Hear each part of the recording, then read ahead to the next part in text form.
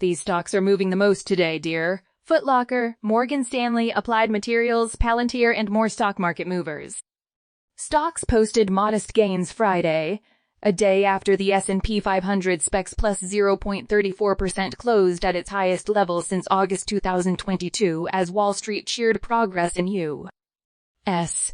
debt ceiling negotiations. These stocks were making moves Friday. Deere plus 0.29%. D reported fiscal second quarter earnings over $9.65 a share, topping analysts' estimates, and said sales in the period jumped 30% to $17.4 billion, which also beat forecasts.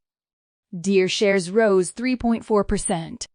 Foot Locker fell. Stock was falling 24% after the footwear retailer slashed its fiscal year earnings outlook following first quarter earnings and sales that missed analysts' estimates. Morgan Stanley misses 0.80%. Ms. CEO James Gorman said Friday at the investment bank's annual meeting that he will be stepping down within the next 12 months, and that the board has identified 3 very strong senior internal candidates for consideration as the next CEO. The stock fell 0.6%. Applied Materials at 2.48%. AMAT reported fiscal second quarter earnings that beat Wall Street's expectations, but the outlook from the semiconductor manufacturing equipment maker failed to excite investors, and the stock was down 2.7%.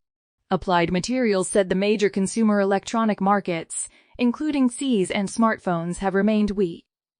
Farfetch surged 25% after the luxury fashion company reported a narrower than expected first quarter loss, and sales rose 8% to $556.4 million, higher than analysts' forecasts.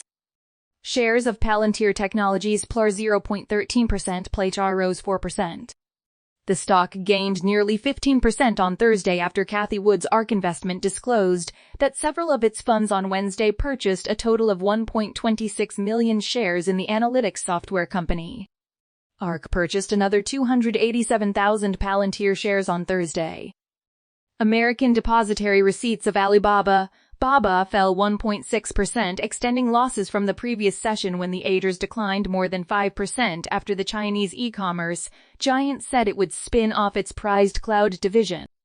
Revenue in the cloud division disappointed in the fiscal fourth quarter, falling 2% year-over-year to $2.71 billion, shy of analysts' expectations. Occidental Petroleum, Oxy, was rising 2.2%.